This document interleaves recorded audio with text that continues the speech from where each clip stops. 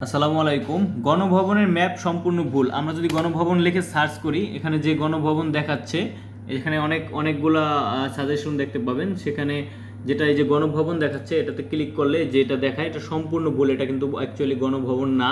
অনেকে আবার কি করছে, অনেকে আবার এটাকে এই যে খানকি মাগির বাড়ি লিখে রাখছে, এটা কিন্তু সম্পূর্ণ ভুল। আমরা সঠিক গণভবনটা কিভাবে পাবো সেটা আমি আপনাদেরকে এখনই দেখিয়ে দিচ্ছি। গণভবনটা হচ্ছে, আপনি যদি জানতে চান যে গণভবন কোনটা, সেক্ষেত্রে আপনি গণভবন লিখে সার্চ করলে এখানে আপনি এই যে যেটা প্রাইম মিনিস্টার রেসিডেন্ট, এই যে প্রাইম মিনিস্টার রেসিডেন্ট, এটা কিন্তু গণভবন। এই যে এটা আপনি ক্লিক করলেও চলে আসবে। এটা হচ্ছে আপনার এই যে দেখতে পাচ্ছেন, এই প্রাইম মিনিস্টার রেসিডেন্ট লিখে সার্চ করলেও হবে।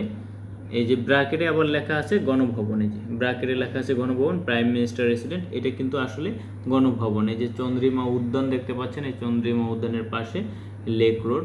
হ্যাঁ, এখানে পুলিশ বক্স রয়েছে, পুলিশ বক্স থেকে ডানে হয়তো এখানে, এটা সঠিক আমি জানি না।